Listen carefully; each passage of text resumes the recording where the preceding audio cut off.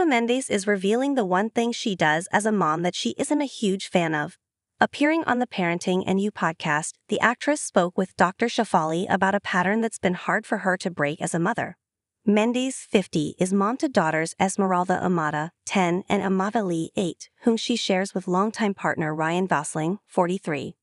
I think one of the hardest patterns for me is yelling, because I don't yell when they need me, quote unquote, or I've never yelled, shut up, or anything, Mendes shares. In my mind, it's not like a mean yell, but it doesn't matter, I yell. And it's this yelling that I find so cultural, but it's like I'm having a really hard time getting through and not yelling. The rushing and the yelling for me. Asked if she could explain what she meant by the cultural side of yelling, Mendes says she feels like it originated with her mother. My mother was definitely, again, so loving and so amazing, but it was definitely like raising us by fear. That whole thing. That I really talk about being conscious of, Mendes explains.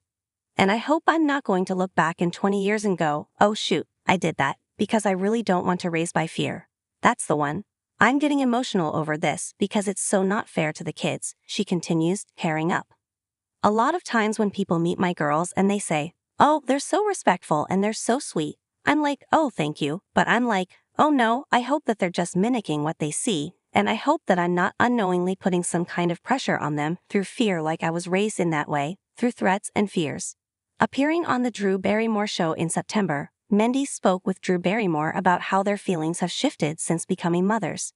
I felt a little lost when I had kids, in the sense where I was like, I don't really know how to do that job and be other people. What was it for you, may I ask? Barrymore asked Mendes. Yeah, I actually didn't feel lost.